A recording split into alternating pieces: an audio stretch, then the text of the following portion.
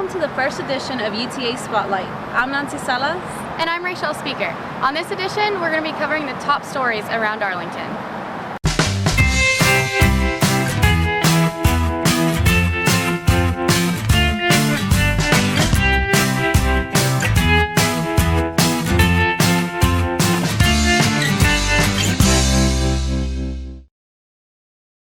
The UTA Library has a membership organization that aims not only to improve the library collections, but the library experience. And I'm very happy to present Mr. Russell Gold.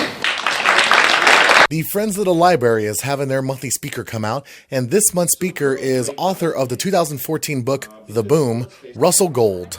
Gold is a graduate of Columbia University. He worked 2 years at the San Antonio Express-News before joining the Wall Street Journal in their energy department, where he covered small companies such as Apache and Devon, located in the Oklahoma and North Texas areas. Gold remembered the first time that he heard about fracking. So I started covering it and pretty soon realized, hey, there's something really unusual going on here. Not just are they getting gas out of these places they never have before, but within a year or two we realized, look, it wasn't just Fort Worth. In the discussion with Gold, he mentions about the history of fracking, how it's affecting us today, and how it will affect us tomorrow. I think we've got a pretty good idea of what the negative impacts of fracking are. The impacts of 1,000 trucks driving through a neighborhood per well, the air emissions, the earthquakes, the potential effects on water if you're not building the wells right. Gold was fed questions about government regulation and even about the economy of solar panels. I want to obviously answer any questions I can from people, and I think we've got a good amount of time for that. So let's start right here in the front. James Belknap, UTA News. The next Friends of the Library event will be October 16th, featuring author Ken Aldridge. LULAC brings awareness for the upcoming 2016 presidential campaign. The League of United Latin American Citizens, LULAC, launches the Alza tu Voz, Alza tu Voto voter registration campaign to register the Texas millennials. The campaign will focus on local high school, colleges, and universities. Growing up, I would hear my fellow students always complain about how their vote didn't matter. The message is simple: get out to vote. Is the campaign LULAC is launching, an effort to create culture of voting in younger generations to have lasting impact. The campaign will not only focus on registering voters, but it will also have educational components to stress its importance. Currently, an estimated 52,000 Americans Latinos turn 18 according to the Pew Research Center study, in the words of the LULAC president. LULAC is committed to registering and awakening the sleeping giant, which is the Latino votes, to come out and vote this election cycle. The only way that we will combat racist remarks against our community is to go out and vote. It is an estimated 52,000 Latino students, members of our community, that become eligible to vote every month.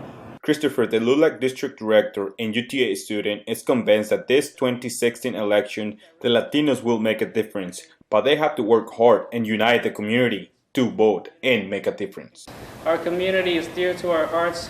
Nuestra familia es todo para nosotros. So we have to take on this initiative, and we can go out there and protest, we can march, we can rally, but our votes are going to be the difference in the 2016 election. Improvements by the Swift Center are still underway. Reporter Christina Garcia has the details. This construction project by the Swift Center plans to bring better access and more parking for students and visitors. A student who frequently crosses through had this to say. We need to cross the road over there. Sometimes it gets wet. All our shoes get dirty. Not only that, my friend has a car. It gets difficult to take it out sometimes.